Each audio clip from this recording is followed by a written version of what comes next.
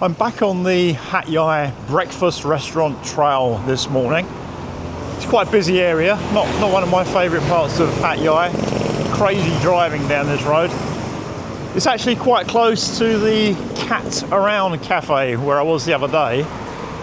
And I came here a few days ago with my family. We're planning to check it out. And as we drove past, the restaurant was full. And there was a huge crowd of Malaysian tourists waiting outside to get in. It was just crazy. So I thought, oh no, we shan't bother. So we went back to Cat Around Cafe. I thought I'll give it a try another day when it's a bit quieter. The crazy driving wouldn't be quite as bad if you could walk on the sidewalk, but you can't because the tyres block all the sidewalks. So you're forced to walk in the road. And there's pickup trucks, cars and motorbikes flying past at a crazy speed. The place is just over there, and even now there are a lot of people inside. And normally when I go to breakfast restaurants, they're empty. This place is really popular. And it's quite interesting observing the Malaysian tourists in Hat Yai, which I've been doing for many years. And they all seem to go to the same places. I'm not sure whether this is to do with the internet. They get onto a Facebook group and it says, oh, you must go to this place, so they just go to one place and ignore all the other places.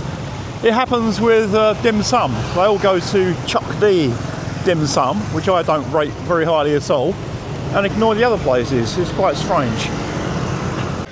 This is crazy. This place was packed at the weekends, and I thought during the week it'll be quite easy to get a table. It's not. This is a Thursday morning and it's packed again, and I've been told there's no available tables and I'm going to have to wait in a waiting room until there's an available table.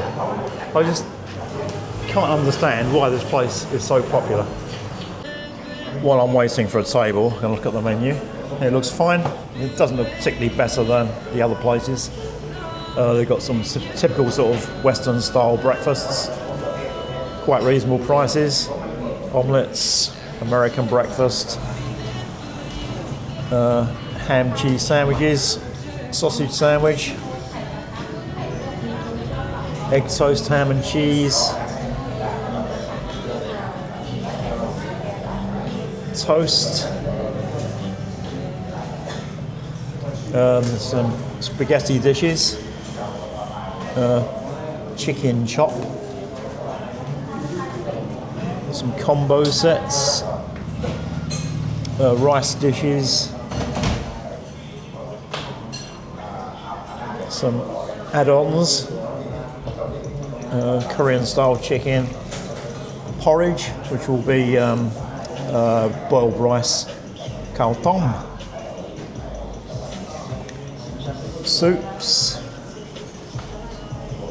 guai jup, I think that's a Chinese style thing, noodles. So it's something for Asian tastes and European tastes, and drinks. And it just looks pretty much the same as elsewhere, except there's loads of people here. I'll wait a bit longer, order some food, and then take a look at the food. I don't think I've mentioned the name of this place yet, but it's called Baroffee. I'll give a link on Google Maps as usual. And there are Thai people here, but there are a lot of Malaysian tourists, and the waitress speaks quite a lot of English, so it gives me the impression that she's used to dealing with foreigners. Maybe the popularity has to do with the prices. The American breakfast that I'm going to order is just 75 baht. And although I've been in Thailand a long time, I still have a habit of comparing prices to the UK, and the UK is very expensive. So if I see a breakfast for 159 baht, to me that's cheap. But to a lot of locals, and apparently to the Malaysian tourists, that's expensive. Whereas here, the American breakfast is only 75 baht, like half the cost. So yeah, the prices here could be the reason why it's so popular. This is my 75 baht American breakfast. It's like 2 pieces of toast made from very thick bread, a few tiny sausages, some bacon, and a little bit of salad. Looks okay, but not particularly inspiring, and the atmosphere isn't great in here either. This is really impressive. This is my hot latte, and sometimes they put a clover leaf or something on top. The guy here has done this very ornate flying horse. I'm very impressed by it. And by the way, my breakfast also included an egg, which was underneath the sausages and bacon. Let's do a quick summary. So there's very limited seating inside. There's only space for about 8 or 10 people. There's more seating outside, but even today on a Thursday morning, I had to wait for a table. And when I saw this place at the weekends, there were crowds outside waiting for a table. So if you go at the weekend, you'll definitely have to wait. The food was okay. It was nothing special, but it was okay. It was cheap. American breakfast and a latte was 145 baht. I'm probably different to most people. I don't follow crowds.